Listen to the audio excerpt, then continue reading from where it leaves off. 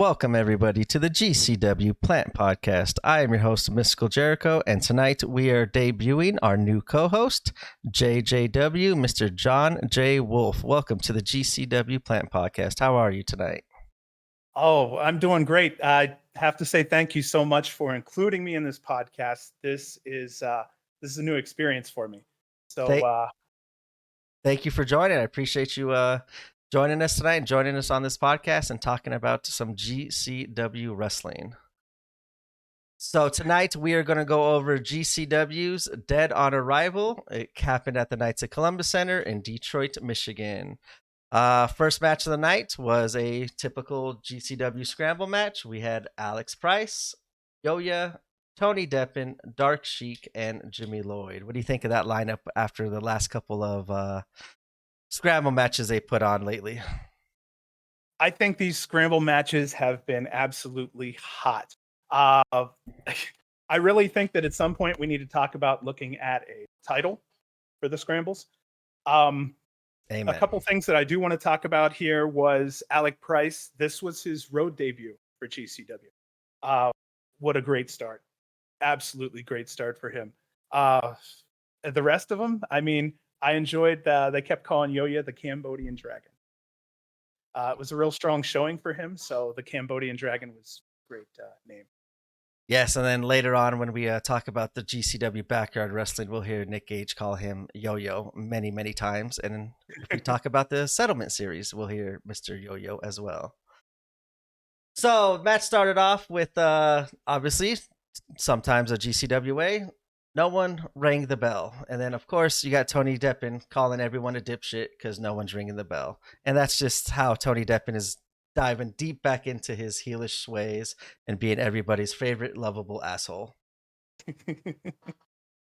Love it. I love seeing the attitude with him. It creates a little bit more realism whenever he's in there and people mess up. He's going to call them out on their bullshit. I love seeing it. I love how he's been throwing off people's hats. I know that's been really fun. I believe this was the show where he threw off a hat and there was an older lady that grabbed the hat off the floor and protected it from being taken again. Yeah, it was pretty funny. Like, she grabbed the hat, like, nope, you ain't throwing it again. And like, he tried to grab it, but he was like, no, I'm not messing with her. She's been around the block, it seems like, and she could teach me some few moves myself here. Yeah, that's a strong woman there. I don't think you wanted to mess with her. All right, so after Tony Deppen throws the hat off the old lady, anything else catch your eye during this scramble match? Yeah, actually, the match really featured Yo-Ya really either giving or being given damage. This really was Yo-Ya's scramble. I would say really Tony Deppen was a close second. He was featured quite a bit, and then third would be Sheik. Overall, it was a decent scramble. There was a couple different moves I hadn't seen before. There was one thing I wanted to talk to you about, though. There was a move that was like a buckle bomb on Yo-Ya, almost to his back, and it hit him in the neck on one of the buckles. I wanted to tell you that this is kind of the same thing that injured Sting. Yeah, and he hit quite a few other guys. Yeah, and Yo-Ya hit a couple buckles down on the way down as well. Yeah, and every time I see that move, I kind of just I don't like it. Yeah, especially after what happened with Sting and such a not so dangerous looking move, just one bad movement on the neck and almost cost him his career. That's all it takes. We have Tony Deppen picking up the win as he does his little rat bastard ways and coming in from behind and rolls up Sheik. And of course, the fans let him hear it after that. And Tony Deppen continues his little scramble streak of winning a bunch of scrambles by underhanded tactics. Bring us a scramble belt. Yes, please. We've been saying this for a while here. I'm glad you have the same sentiment and same feelings as I have towards it, especially with the scramble belt being up in the air at the moment. It'd be nice for them to kind of introduce maybe a new way of kind of phasing out the Extreme title and bringing in the scramble match title for the scramble matches and keeping the ultraviolet title for the ultraviolet matches. Yeah, I really think that bringing a belt to the scramble match would just be the cherry on top of that sundae. Yes. And we got of course, Yo-Ya showed out during this match. Every time I see him, he does something like he shows that star quality that he has in him for quote unquote being a guy of short stature. I think there's something there with him, and I think we're only just scratching the surface with Yo-Yo. With Yo-Yo, I have to say one thing that I've noticed for sure is he's definitely been hitting the gym. I haven't looked to who he loves to post on Twitter all the time, but it's showing up. He likes to always do his flex, when something goes right for him. Heart of gold on that guy. If he had the body behind him, boy, would he be a killer. Uh, I'm looking at like a Spike Dudley kind of guy, man. He can take a hit. And, and a Yeah. little bit more credible than Spike Dudley, just based off of said his physique and work he's been putting in at the gym. Yes. One little thing I kind of wish I would have seen during this match, because I know KG made mention to it, was Yo-Yo and Tony having a little back and forth heat of Yo-Yo stealing Tony's jacket. I was kind of hoping Yo-Yo would come out wearing Tony's jacket. I think that's been done before. I'm not 100% positive. I think I remember seeing Yo-Yo come out. It might have been the day after he stole Tony's jacket from Atlantic City. I believe that's where it was. So I was kind of hoping to see that kind of continue, but it was still a pretty decent scramble match to start off the night. Oh. Next match of the night, we had Uncle Chase Burnett coming out and going against Blake Christian as the Graveheart. Graveheart is continuing with the mask, his changed attitude, and calling out everyone else on the indies. What do you think about Chase Burnett after seeing him come out as like the jackass grandpa from Jackass the movie? Okay, so we were just talking a little bit earlier where I think we were both saying that we thought he was going to be a comedy act, probably just come out, do a couple funny things. Blake kicks his ass in a couple minutes. Everybody's happy. They go home. It's a number 2 match. It's kind of a cool down before something kicks in later. Quite the opposite. It ended up being that Chase was solid. He was extremely entertaining also. But a total package. He did a lot to make Blake really look good. Yes, and I thought this was going to be a squash match too, a little tune-up for Blake Christian to get another easy victory on his road to Jon Moxley. But the old man, Chase Burnett, pulled off a double springboard off the top rope. And who would have thought the old grandpa would be doing something like that? I'm pretty sure I know that they had the holy shit that this is awesome chance. I'm pretty sure I heard a he still got it or you still got it chant for him, which was yes, typical GCW smart fans, which I loved hearing and seeing that. Solid veteran out of Chase.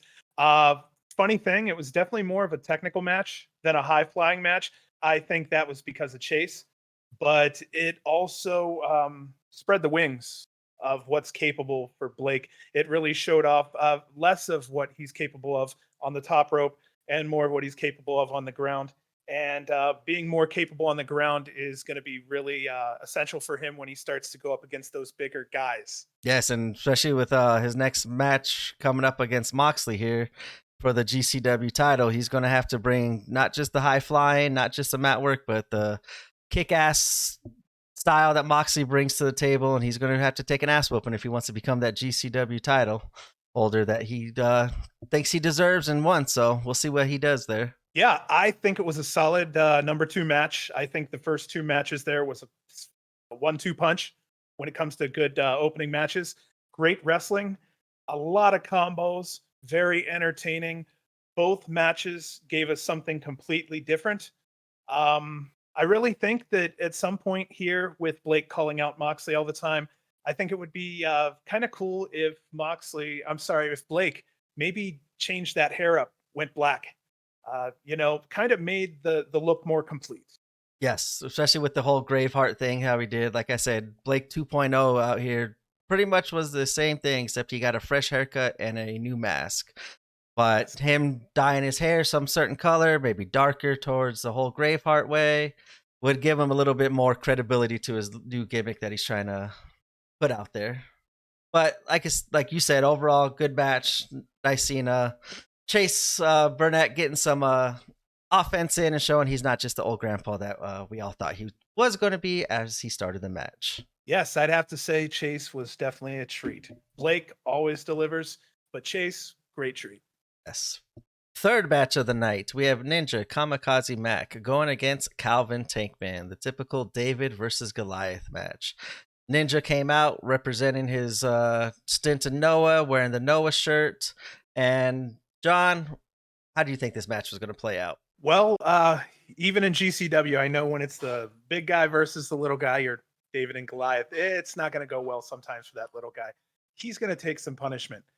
In this situation, Tank outweighed Ninja by roughly 170 pounds. That is twice the size of Ninja, probably. Yes.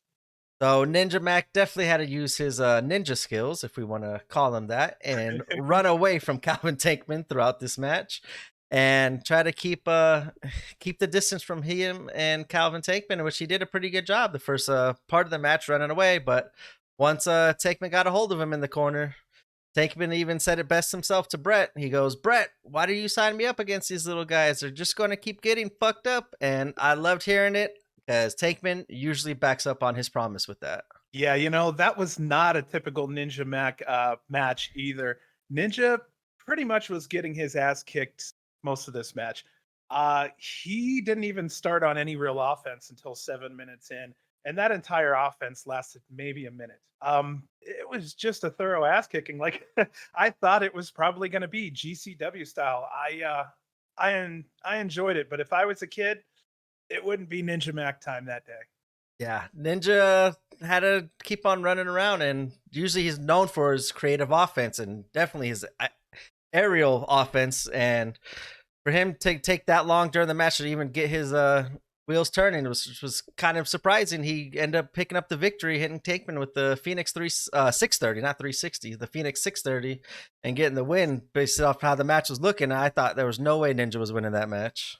Yeah, that was a win on paper, but Tankman was so strong. That was undeniable. And I think that was really what needed to go across was that someone like Ninja at the Noah level is putting over someone like Tankman. And it So and it still made I Tankman look super strong and didn't take anything away from Tankman. Tankman's still one badass that I want to see on GCW more on a more normal basis, a regular basis. absolutely, yeah, he's somebody that I think really embodies the GCW spirit. I think the fans really enjoy Tankman anytime they can see him. I really do think that as young as he is, with the people that are putting him over now, he has a bright future ahead of him. Fourth match of the evening, we have a triple threat match of Nick Wayne going against Jordan Oliver versus Alex Shelley, the hometown hero from Detroit himself. John, what did you think of this matchup? Well, I really thought initially that Alex was going to get the bulk of the cheers on this one. However, in this situation, the fans were behind Jordan. Um, Even though Alex was really dominating the first couple minutes of this match, still we were hearing a lot of Jordan throughout a good chunk of this. Go It's ahead, nice. man. What It's do you nice think? to hear the Jordan chance because he near the beginning of this year he was not a fan favorite, even though you would seem like it going against he who shall not be named anymore in the GCW world. But Jordan had a lot of haters. Still has a lot of haters to fight through, but he got a surprising reaction based off of Alex Shelley, who, like we said, is the hometown hero. But also Nick Wayne got his own chance as well. Like coming off the incredible match he had against Osprey, he's on a Yeah. little streak here. He's been putting on nonstop great matches as well. So he got his own chance. The Detroit crowd showed every one of them love, which is nice to see instead of just giving it to the hometown hero. Oh yeah. In this situation, this was damn near a dream match. You're looking at Nick Wayne, who's just hot as can be right now. You're looking at it was his birthday. He's not even 18. He's on a developmental contract. You've got him up against Jordan Oliver, who's I can't say more of a rising star, but he is still a young and rising star. He's been bulking up. I honestly can tell you that on average, his match quality has went up quite a bit. I'd say easily a half a star to a star on most of his matches. He's really showing off that athleticism even more than he did before. And putting on all that muscle, you figure he would have less athleticism? None whatsoever. He hasn't stopped. He isn't going to stop. That's what I have to say about those two. The last one I say would be with Alex Shelley. You know, given the fact that these guys are half his age, he's rolling with them. I mean, he's in there. It doesn't stop. He's running with the Bulls from beginning to end. He's just as tired as they are. He's just as alive as they are. I really am happy to see someone my age from my generation out there showing those young guys still what it's all about. And he's still good now that he was then back in Impact with all his Motor City Machine Gun days. And Yes. a lot of people might not even know or forget that he was just an independent wrestling champion a few months ago, going all Yeah. around the United States defending that independent wrestling championship against the best independent wrestlers in the world. So Alex Shelley still got it now, has never lost it, and he held his own against, like you said, two young bucks of Jordan Oliver and Nick Wayne, and had to go up against them tag teaming against him, and he had a disadvantage the whole night because he didn't have a tag partner he could rely on. Even though Nick and Jordan had their little fallout almost near the end of the match with a little pushing and shoving, Yeah. they still teamed against Alex Shelley, and Alex Shelley still at the end almost won it. I really do think the end of this match was really satisfying on so many levels because it did play into the fact that Wayne and Jordan could have a match against each other. It's just not always candy and lollipops going around. Um, they can really go, and they show that there is a little bit of volatility there. And I know it was because of the match, but at the same time, it really gives us a look into what those two may have to offer in the next couple years. I really do like what those two are going to bring to the table. Secondarily, once they come together, it was a nice ending there. And then here comes Alex Shelley. He cuts a little promo at the end, not a little promo. I think it's a great promo at the end of the night. He puts over both talents. He talks about how they're the future of the business. You know what? This is the coolest part when it comes to how he's going to announce that next match. Do you want to announce what's going to happen? Him and Nick Wayne? So Alex Shelley said he wanted to have a match against the young tag team of Nick Wayne and Jordan Oliver. Yes. But he didn't know which of his former tag partners to choose from, as he's had many throughout his career. But being the fact that they were in Detroit, and during the match we had the crowd chanting for it, they were asking for this match before it was even partly announced until the end of the match by Alex Shelley. But Alex Shelley has challenged Nick Wayne and Jordan Oliver in a tag match in Detroit, going against the Motor City Machine Guns, which I cannot wait till the next time that GCW is in Detroit just for this match alone. You have young tag team going against the legendary tag team in their hometown. So that's going to be a fun tag match to see whenever it does happen in Detroit. Overall, I know it kind of is one of those things everybody says. Really, though, no losers. Fans aren't going to lose. The young talent aren't going to lose. The guys that have been around forever, they're going to look like gold. No one's going to lose here.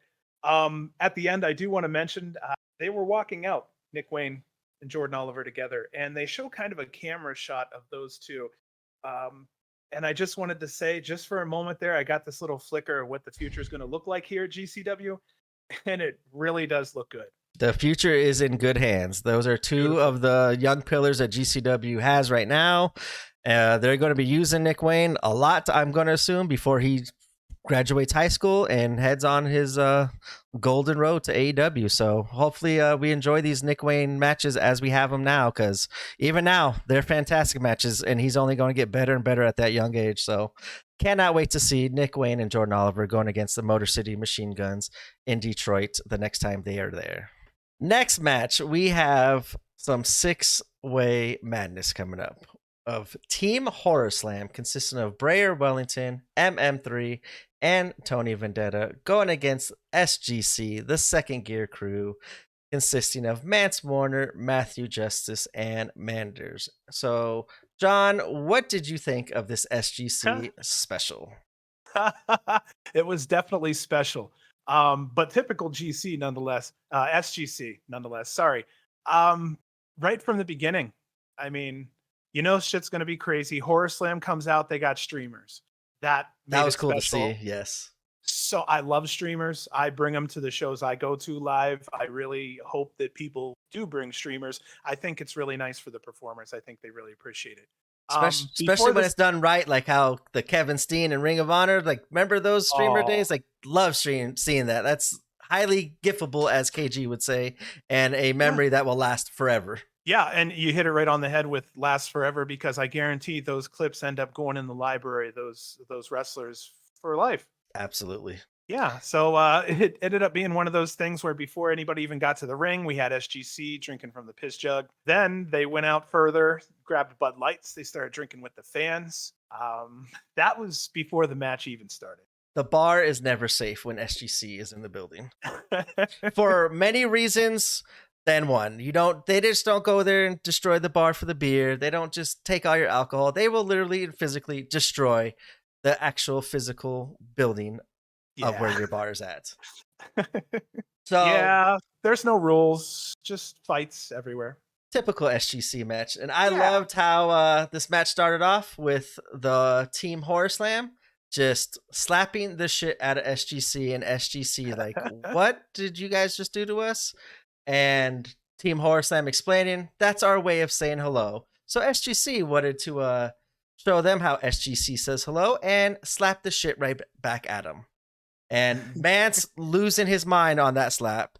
Justice going into the corner and just going to town on, I think it was Bray Wellington, and then Vanders, I apologize, in the corner with MM3, and this is where shit breaks down for SGC. Yeah, things go everywhere. It's incredible. Within the first 5 minutes, they're fighting in the middle of the venue floor. Beers, garbage cans, weapons are everywhere. It took 6 minutes to get this fight back into the ring to where it's somewhat official, quote unquote. We got to see the SGC split screen. Oh, yeah. You know what? Yeah. Okay, I want to talk about that. It's so funny you mentioned that. Let's talk about I'm a huge fan of split screen. I think it really adds a dimension to the show. I think it makes it feel more live. I don't know why, but if there's that much action going on, damn it, I want to see it. And I want to see all of it. And with SGC, they're not all going to be in a group. You're going to have 3 separate fights in 3 separate areas of the arena. So we need that camera everywhere. And GCW is doing it. That's one thing AEW, I think, kind of missed the ball on Anarchy in the Arena to capture how great it was for the fans in person. Like, we didn't know where to look in person, and being on TV, you only got one view. You weren't able to see the other 6-7 wrestlers that were going on. So GCW's killing it with the SGC split cam, and I want to see more of it, and we are going to see more of it with SGC. There's so many things that would have been missed if we weren't really watching with multiple cameras. Let's see. Manser, he eye poked Vendetta, and while that's going on, he started fighting everyone on SGC. Love that started swinging on his own team. Let's see. Legos. Oh, we forgot the Legos. Yeah, I love seeing the Legos instead of thumbtacks. Oh, geez. Yeah, you can really feel the pain. And I think it's more relatable for the normal fans where every day we stub our toe or, we stepped on our kids' Legos. Like, we know that pain, and that's just one Lego. Imagine seeing someone go through and landing on their back, being slammed by a 300-pound muscle man and just slamming you onto all those Legos. Imagine how that feels. We can relate to that because we've stepped on Legos. We can't relate to thumbtacks. Oh, adults can relate. Kids can relate. The wrestlers can feel it. Yeah, this was a magical match. Not only were there Legos, a couple people I think it was only one got piss boarded. So yeah, the piss jug got used in several ways. Boy, oh boy, I don't know what else I can really say more about the piss jug, but in this show, it got a little more than it should have, but it got its star. So. Everybody seems to enjoy the taste of the piss jug. Piss? Yeah, I don't know about that one, but you guys do you. It's all good. Dude, all I can say, though, is that it was 20 minutes of straight action, really great crowd interaction when they were drinking with the guys. You see the fans just screaming their names while they're walking around doing their thing. Absolutely entertaining. The place was a mess. SGC wins. There isn't a sad part of this story. And I can't find someone who wouldn't find this absolutely entertaining. They probably went right to the back and kept the party going, had more drinks, and kept on destroying the venue. But as you said, SGC with the victory and another great, entertaining, and crazy match by SGC. Next up, we have Hoodfoot going against the Psycho from Rikers Island, Slade. And this match, not really a match. Accidents happen in wrestling. No one means to hurt each other, but as good old JR says, this ain't ballet. Accidents will happen. And right away, this match starts off. Slade grabs a light tube, breaks it over his head, shows he's a tough guy, hands a piece of the broken glass to Hoodfoot. Hoodfoot and Slade then have a little jousting contest with the light tubes, and Hoodfoot unfortunately gets cut pretty bad. Slade gets him with one of the broken ends of the light tube, and the referee has to stop it because there's a pretty bad cut on Hoodfoot's arm, and the match is over just like that. Over as Yeah. fast as it started. Oh, yeah, the entrance took longer than the match itself. Horrible thing to see. Watching it all go down, it was a surprise. And then seeing the cut open and the bleeding happen in sporadic, almost with the heartbeat. It was a lot. And he wanted to continue. He kept telling the referee he wanted to continue, and it was obvious there was no way he could continue. Yes, thankfully cooler heads prevailed there because Hoodfoot's a tough. You're gonna have to kill him. Like he proved it that night. You're gonna have to kill him to end the match, but luckily cooler heads prevailed and they were able to stop that match for Hoodfoot's safety. Oh, 40 stitches in and out on that injury. Yep, So, and still showing the heart of Hoodfoot, shows up the next night at a deathmatch wrestling show to say hi to the fans. like the man should. That's Hoodfoot, baby. He's known for that. I'll tell you what, though, tough guy. They walked him back. It kind of hushed the crowd. People were stunned. Yes, They went ahead with the show slowly, but I did want to mention that for the next 8 minutes, there wasn't a single word from commentary. You could tell they were trying to find out what was going on. They were not thinking about what to say. They were busy reacting. Yes, kind of took the air out of the crowd, obviously, from the crazy first half of the show they had going into that. I think that was the first match right after intermission, if I believe. So crazy way to start the second half of the show. Unfortunate accident happened. Hopefully, Hoodfoot, we're sending you best wishes. You seem to be fine. But hopefully that cut doesn't hurt you further along down your career. And like I said, accidents happen. No hate on Slade there. Just deathmatch wrestling with light tubes. Could happen to anybody at any time. So yeah, the 8 minutes kind of took we all at home. I didn't even really notice that there was no talking. I was still stunned myself. And I was like, wait, we had to still watch wrestling. It kind of reminded me of the G Raver incident when G Raver got his arm sliced by Jimmy Lloyd in that ladder match, and you just see him run out the ring and panic, and all the blood in that short amount of time on the ring, and panic happening, and everyone's just scrambling trying to figure out what to do, and it's not a fun situation to be around as a wrestler, as a fan, as a promoter. So luckily they caught it in time. They were safe. Hoodfoot will live to fight another day and get his revenge on Slade. Yeah, and it was nice to see that the crowd wasn't booing, upset. What's kind of nice about the GCW crowd is when some of these things go on, a more educated crowd like the GCW crowd knows how to handle these things. They understand the severity of some of these situations. They know how to get the hell out of the way. They're much more understanding of what these guys put their bodies through, I think, than some of the other fans from larger companies. Definitely. It was good to see. No, you're good. It was good to see Hoodfoot chants from the crowd. I'm there with them, man. Hoodfoot 100% all the way. I didn't know I could be more of a fan, but when that dude comes back, he's gonna get a pop. Oh yeah, he's definitely going to be coming back from the injury like Triple H, coming out there to the massive pop, and well deserved and definitely earned with his short little time in GCW.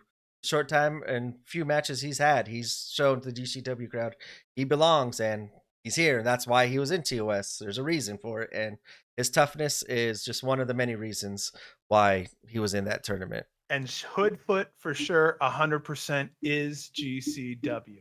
Yes, 100%. All right, next match of the night, we have the Iron Demon, Shane Mercer, going against Samurai Akira. And this was interesting, having a death match follow up against what was supposed to be a death match prior, but with the injury that happened and that match being cut short, seeing a back-to-back death match, especially after what just happened with Hoodfoot, was pretty interesting. How did you feel watching that?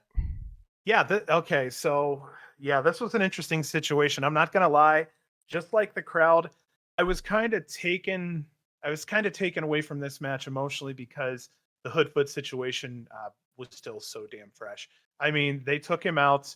They spent a couple moments thinking about what they were going to do with all the stuff that they set up in the ring for the Hoodfoot match that didn't get broken. I I was just so happy he was fine, but honestly, they had a great match, Mercer and Akira. They worked their asses off. You couldn't say either of them were lazy, but honestly, no kidding, I was really distracted. And I know that's a terrible review, but that's an honest review because that really was one of the more emotional parts of the show for me personally. And I had the same feeling, like just seeing Hoodfoot with that injury. Like I can't do it. Like a lot of that gore, so I could do GCW. Like it's fine. Even in some spots, though, I have to turn my head. Like I'm not watching someone just die because this looks like a dangerous spot. But that's the GCW wrestlers putting their lives on the line for my entertainment. But even I could say sometimes, like, oh, it gets rough to watch. And that Hoodfoot injury was rough to watch. And then seeing this death match right afterwards, I was just like praying and hoping that this wasn't an omen for the rest of the night. Even during Yeah. this match, Akira and Shane Mercer had a couple dangerous spots with light twos, which is like I've never seen spots before. And I was hoping they would be a little bit more safe considering what just happened and do stuff that they're comfortable with. But it looked like being the performers that they are, they wanted to, hey, the crowd's down. It's our turn to now go out there and get them back into the show. It might be our turn to steal the show here. Let's show them like we know what we're doing. We're here for you guys. We're going to make up for what just happened. And they did a lot of crazy spots. Some people would say dangerous spots. I'm one of them, but luckily nothing happened to them. Nothing seemed to go out of place. And this match went on like a normal GCW death match and helped get the show back on track. Yeah, and I think that was definitely the point, was to try to get that show back on track as quick as possible. I think in retrospect, what I might have done, maybe not, of course, if I was the booker, quote unquote, might have been to bring on a comedy match. Maybe put on a match that might raise spirits. Maybe Yep. a match that's more tooled for kids. I don't know, like a Ninja Mac match if that didn't happen already. Um, Yes.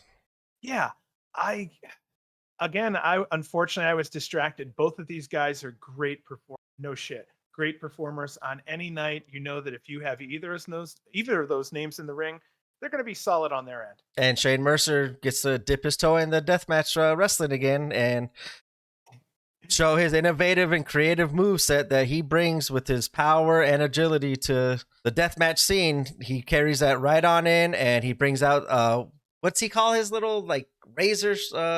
Not a mace, but he has a little special tool Morning that he's having Star, out. right? Yes, something like Yeah. that. And I was kind of glad they didn't really use it as much, considering what just happened with Hoodfoot. Because even just the first time I saw him bring that out and start swinging it around his head, I'm like, oh shit, something bad's gonna happen. And I did not want to have that feeling after something bad has already just happened. So luckily, we Yeah. didn't have to see too much of that weapon, and the night was just fine. Shane Mercer picked up the victory over Akira. Akira continuing his losing streak in GCW, and hopefully he will get back on that winning ways. But I still love seeing Akira's heart and tenacity in these matches and showing his creativeness as well in the deathmatch scene. So thankfully, those two brought the card back into the tracks and kept the show moving. Yeah, I have nothing else to say about that. I'd have to say that overall, again, these guys went out, they did their job. Just like you say, they tried to get it back on track. I really felt that they accomplished that. Next up in our co-main event is a death match for the Ultra Violent Championship held by one Alex Bloodfighter Colon. So this match was Alex Colon defending his Ultra Violent Championship going against Dale Patrick. And I haven't seen much of Dale Patrick's, but what little I've seen of him in the deathmatch scene, I was excited for this match to see what he would bring in. Especially, I think this is the first GCW match going against one Alex Colon. And Alex Colon definitely brings his old school wrestling mentality and incorporates the deathmatch wrestling into his actual style of wrestling, which is very awesome to see in the death matches that Alex Colon is in. Yeah, this match actually had more wrestling than expected. I was really happy to see this. I'm really hoping that the deathmatch scene is slowly coming into a more wrestling phase. I think that's with more of a wrestling phase, it adds more credibility. It adds more credibility. Well, I'm sorry, it adds more credibility to the wrestlers. Then it could possibly have more impact necessarily when someone's hit with something literally more impact. You know, just a little back and forth here and there, then all of a sudden a light tube comes in. Sometimes that may more have more impact, I'm sorry, than say 20 light tubes back to back to back to back. Yes, and I love seeing like Alex Colon. We were saying like he started as a wrestler. He didn't just grow up. Hey, I want to be a Yeah. deathmatch wrestler and do it. Like he was in CZW doing wrestling, and then kind of like Cole Radrick, dabbled his toe in the deathmatch scene, realized he liked it, realized he's pretty good at it, and he has a future in it that's probably a little bit more brighter of a future in the deathmatch setting as it would have been if he would have stayed and done the more classic one-on-one technical wrestling. So, but he's still able to use everything he's done and learned as a wrestler in the deathmatch setting, which is very awesome. That's why I love Alex Colon doing it. I loved when Segura, they brought him in for TOS. You saw a lot of that with the Yes. actual wrestling during these death matches than just people grabbing tubes and stabbing each other and throwing them on light tubes. So, like you said, I love seeing the more wrestling than the death match wrestling in this match. Yeah, I think that with the way GCW is positioned as a company, I would really like to see them be the tip of the point, or maybe just the tip of the arrow on cleaning up deathmatch wrestling, bringing it from where it's been into something now that you need a lot more talent to complete. Just so some guy off the street doesn't go, well, I can take an injury. I'd rather just step in the ring and do this instead of getting the proper amount of training. When they don't understand the proper amount of training is what keeps everybody in the ring safer and getting injured. Yes, and I kind of, not to say anything bad about Slade, not saying he doesn't know what he's doing, but you see him and the way he was moving with those light tubes, and he's not really a deathmatch wrestler. We were talking about it earlier. He's kind of like hardcore. He could do the crazy tables, chairs. He could dabble in it, but you could tell, like with the training, you don't want some Joe Schmo coming off the streets going in a match with Hoodfoot because he got popular off of social media or however he became into the wrestling match, and get in a match with somebody untrained and accidents happen even with the most trained professionals in the world. You want to avoid anything that could happen like what happened to Hoodfoot. And like you said, with them having the background of actually coming into the business with the mentality to be a wrestler and put on a more normalized style of wrestling and then using that to incorporate it into their deathmatch wrestling was very awesome to see by Dale Patricks and Alex Colon. Yeah, And my last thing. but, Oh, but I was just gonna say in this scenario, we're gonna know when deathmatch wrestling has improved when people stop looking at deathmatch wrestling as the alternative to yep. real wrestling. When we stop seeing people going, well, I'm not as entertaining over here, so I'll take a couple light tubes to the head. That's not exactly the mentality we should have. I know that this entire deathmatch scene kind of started 20 odd 30 years ago, and we've come a long way, but there's still a long way to go. And yeah, I think GCW really should be the tip of the spear on that, with making sure that this gets respected. There we go, respected. And I've seen kind of what you're saying. They're bringing a different mentality into the deathmatch wrestling. Where if you watch some other deathmatch show, you're going to see a lot of the same stuff over and over and over again, and it becomes repetitive, being done by every single wrestler. Whereas the GCW, they when they introduce their death matches, they, unless it's like a tournament where you know you're getting all death matches, then you're going to see repetitive stuff no matter what throughout the evening. But with one or two of the death matches per card, you get to see the creativity, the different move sets, the different styles of deathmatch wrestling Yeah. that a lot of these other companies aren't producing. And I think you're seeing it as why GCW is now being known as the king of death matches and where all the wrestlers want to be, because they're get to show off all their talents, and they're very talented wrestlers and not just, hey, let's just put on a bunch of blood and gore and get over that way. You see the talented Yeah. wrestling, the storytelling, especially the storytelling in the death matches that they sell is phenomenal. And I just love to see it as a GCW fan. And this match was very good spotlight of GCW deathmatch style wrestling. Yeah, I really do think we're in a situation where in deathmatch especially, it's going to have to be more about quality than quantity from this point forward. And no better way or no better man to do that than Alex Colon himself. As you can see lately, he says it himself. It's about the quality of the matches, not the quantity. So that's why he calls himself the Deathmatch King. He's the best deathmatch wrestler in the world right now, and with as many tournaments as he has won, and the constant winning that he does and all these other companies all over the world, as he's been doing it over the last couple of months as well, he's showing you why he's the cream of the crop when it comes to deathmatch wrestling. And he proves it once again tonight, or not tonight, but that night against Dale Patrick's.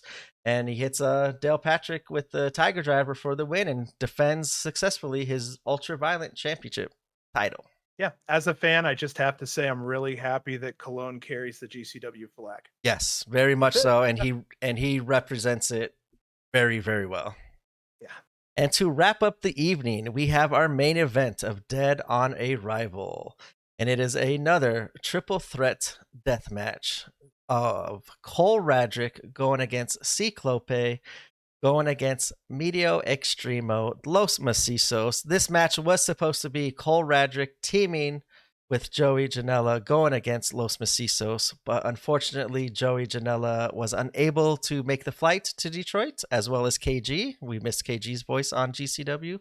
Yes. But travel issues, as well as everything else going on that 4th of July weekend, I heard all about it. I got myself into it near the end of 4th of July, we'll go over, but unfortunately, Joey Janela and KG were victims of everything going on that weekend with the travel industry. And Cole Radrick, Ciclope, and Medio Extremo, though, kind of made us forget that Joey Janela should have been in that match in the first place, and they had themselves a nice 3-way death match here. Yeah, it was a great little death match. I wouldn't even want to call this little. This was a great death match overall. Cole primarily took on both of these men. He got his ass kicked a lot. There was some major ass beating there. It looked great for Cole overall. Kind of similar to the Alex Shelley versus Nick Wayne and Jordan Oliver. One guy going against a team, and you just never know how that's going to turn out in a triple threat match. And you just, as the lone wolf in that match, you kind of hope the teammates find something to fight about and distract each other, so that way you get the advantage. Yeah, I think they did a really good job on making sure there was a little bit of static between Ciclope. I think that helped a lot, because otherwise this whole 3-way would have been really boring. Let's see. Seeing Ciclope against Medio Extremo back in the early HAL GCW days, though, I'm going back to, like, I think it was the Nick Gage Invitational where they went against each other. These two will throw a brick at each other's head and still give each other a hug and go home and still be brothers at then. They don't care that they're in a match against each other. They don't care that they're brothers. They're bringing it 100%. Oh, yeah, I was going to say, Ciclope, he hit Cole with a pump handle off the second turnbuckle through the second pane of glass. Before that, Cole had a air raid crash with Extremo onto a pane of glass. I mean, these happened damn near back to back. They really did make the most of this this 3-way. Extremo hits Ciclope with the pane of glass with the suplex. It was just incredible. And these three, like, kind of going off of how the show kind of came back from intermission, they knew that they're the main event. They knew they had to step up their game and send these Detroit fans home happy, hopefully forgetting about the hood fit injury, not having that like as being the stain on the night. These three wrestlers came in, gave it their all, as they always did. Cole Radrick, once again, deathmatch Shreddy Daddy. I love seeing it. I love seeing him step up his game. He steps up his game too. And yes, Los Macizos, since they've been back, have been on another level since they left. And these three combustible elements in this match made for one very fun and deadly match.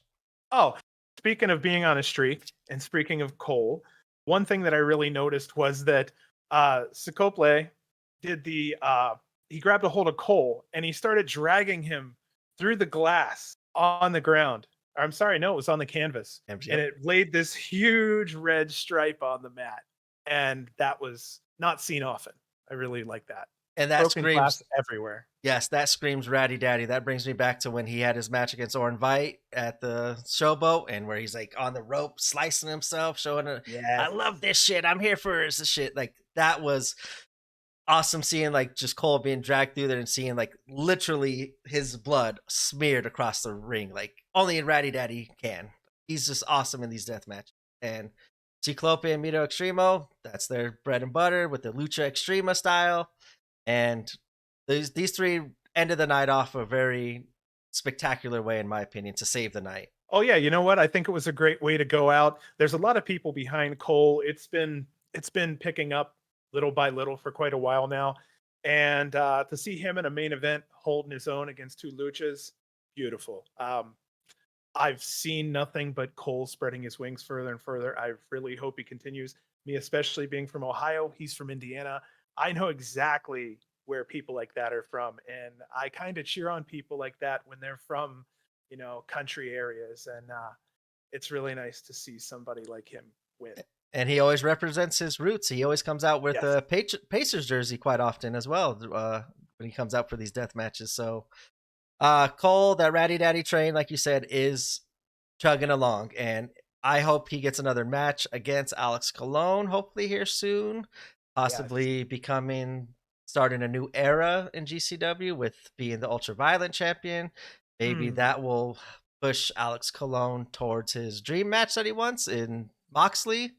I know he wants the big match. He wants to be known as a main event player, and he could do it with being the Ultraviolet Championship, but he doesn't need the Ultraviolet Championship to be on a marquee match with John Moxley. So hopefully one day Yeah. Paul Radrick will take the reins of the Ultraviolet title, push Alex Colon towards the main event world title scene. Hopefully, maybe it'll be Blake Christian. Who knows? I think I'd rather see Alex Colon and John Moxley go at it myself, seeing how those two styles would interact with each other in a dangerous and violent setting more than what would happen with Blake Christian. But John Moxley versus Blake Christian would be a great technical once in a lifetime match as well. Yeah, this is a situation where I'm very happy to have such a hard time picking someone to go after the championship because there's just so many people to pick from. Yes. So happy for that. We're not in the WWE where they're, going around with one main guy and two or three challengers. I mean, we have a situation here where at any time they can pick up steam and get going. And the fans are so behind so many of our people that it doesn't matter who it is. As long as it's one of our people, yeah, we're behind them 100%. Yes, you could tell going back to the Tony Depp and Moxley match how badly that crowd wanted Tony Depp to win. Oh, Mox yeah. had his little pop and had his cheers too, but seeing the ass kicking that Tony went through, seeing everything he's been through in GCW pretty much since not I know he's not a day one, but damn near every card he's there, he's a GCW regular. And those fans that are regularly there watching the product, you could tell they wanted one of their own, as you said, to dethrone Moxley. Unfortunately, it didn't happen. We'll have another chance, hopefully, here with Blake taking it off Moxley. Or maybe down the line, we'll see Cologne taking the belt off Moxley. And maybe we'll be Ooh, calling Alex Cologne instead of three-peat, we'll be calling him double champ. Who knows what we'll see from Alex man. Cologne in the future. That guy's got more numbers to rack up, I'll tell you. He's going to Wow. be the Michael Jordan, the Kobe Bryant, and the Shaquille O'Neal all in one promotion. Well, same thing, just like him, man. Deppen, he's another one where I just can't see him anywhere else. I wouldn't want him anywhere else. He's part of the reason why I watched that show. Yes. And going back to this match here, Ciclope Not ends easy, up, man. I know, Ciclope ends up tapping Cole out for the victory and to cap off Dead on Arrival. So Ciclope gets a little momentum behind himself, as well as probably Mhm. carry that momentum in the tag scene with Los Macisos and his brother Medio Extremo, and we'll see what goes on from there, as well as seeing what they have to provide in the tag team division as well. And that is it for Dead on Arrival. Another fun GCW show. Could have been a lot worse with the Hoodfoot injury, but luckily we had a lot of talented wrestlers and great action to make us kind of forget what happened. But hopefully, once again, Hoodfoot well wishes are being sent to you from the GCW Plant podcast. I got to see SGC and their little split screen action, taking their action all over the arena. We got to see Jordan Oliver get back on the winning streak here after taking that loss to Blake Christian. Hopefully, this will get him and Nick Wayne with their match against the Motor City Machine Guns, and he could keep on his hot streak. And it was a fun overall show. Alex Colon gets to retain the Ultraviolent Championship. What did you think about the card, John? I really enjoyed watching Alec Price have that road debut. I think that he came out strong. I really am starting to enjoy how he calls everybody garbage. Garbage, Uh, garbage. it's really, I don't know if I can remember, but it may have been the first time I'd saw him or seen him this past weekend there. I want to see him some more. So that's really nice. And it looks like this entire weekend that we're catching up on here this past week, it looks like they were making sure he got some time in. So I was really happy with that. I really did like. I forgot to mention this earlier, but early in the podcast, I was going to mention that this place has wood paneling, and I had to mention it because I'm old, 42 old, and I just wanted to let you know that that wood paneling has a feeling. Like I used to have that in my old house. Anybody who grew up through that era, they know that once you drop into that feeling with the wood panel, it's just different. So it was kind of nice to have that because you feel like you're stepping back a little. It was old school. Gosh, man, gosh, what else can I think of here? My wife wants to Oh, know why it's always in a Catholic place. It seems like every time they're in one of those buildings, it seems to be like a Catholic place. yeah, and then the Ukrainian Cultural Center is a little different. That's interesting too, huh? Yes, I like the different venues they go to. Like I like seeing the Roxy's, the Harpos, like seeing the backyard wrestling outside. You love seeing the little bigger Yep. stages is the Hammerstein, even though that's like a once in a lifetime thing, the Hammerstein. But I like seeing the Yeah. different venues and the authentic independent wrestling that they provide you as like the backdrop of their incredible product. I love seeing that. Yeah, the last thing I wanted to mention about this show that I hadn't seen at any other show was that during a small break between matches, there was an announcement that beer for the rest of the night was going to be $2. And I had not seen the front row clear out as quickly as possible. You could literally see people running to make the line for the $2 beer. I can't remember what matches that was between, but I think it did help the fans overall that night.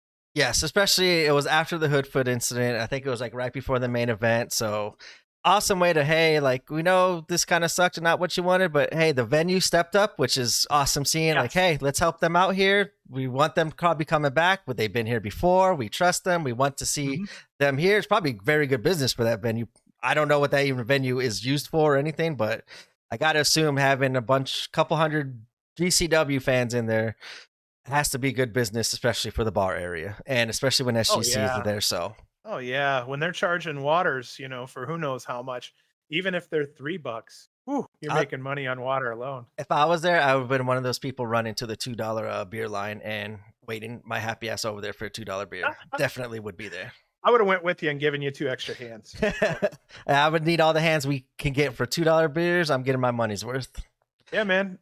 That's it though. I'm happy about the Motor City Machine Guns getting set up. That's just mwah, Yeah, that's Detroit, my baby. that's my takeaway. I cannot wait for the next time GCW goes to Detroit. I want to see the Motor City Machine Guns going against Jordan Oliver and Nick Wayne. That's going to be a very big test for them as a young tag team, but I think that is like the perfect opponents for them to showcase what their future holds as a tag team. I can't agree more, man. All I right. can't, So we got the next couple shows coming up here. What else do they have that weekend? We had Gateway to what was it? Gateway to I just called it Gateway. Gateway. Okay, sounds Funny good. enough, Gateway. yeah. It was just so much easier for me to remember at the time. That's Yeah. happening. That happened in St. Louis, and then we had a couple nights later the farewell tour Yeah. of the Rock and Roll Express, and then they Yeah. ended the Indiana, crazy. baby. Yes, liked seeing them. And then we ended that crazy 4th of July weekend off with the Backyard Wrestling 4 in an undisclosed location that I was sworn to secrecy, signed an NDA that I wasn't allowed to say where I was for that show. But you will see me all over that show running away from all the craziness because that show in typical Backyard Wrestling GCW fashion was insane. Well, I'm really hoping you kind of go through your stories here soon on one of our next podcasts because you had some pretty cool stories, man. Yes, I have plenty of stories. Luckily, I got more stories and memories than I did video as it was hot as hell there. And my video on my camera, on my phone, overheated and I lost a lot of cool videos I had. But luckily, I got the memories. And we will definitely be going over everything Backyard Wrestling 4 in a future episode here. Probably in about 2 or 3 more episodes. We'll be talking about that. But John, welcome to the Yeah. GCW Plant Podcast.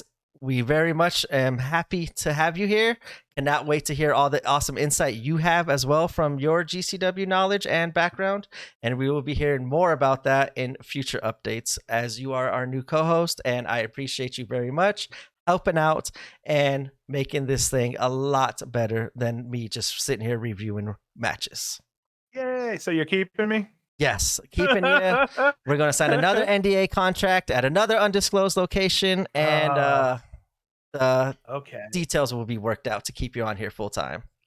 Sweet, man. Well, we made number one half. Well, my number one half.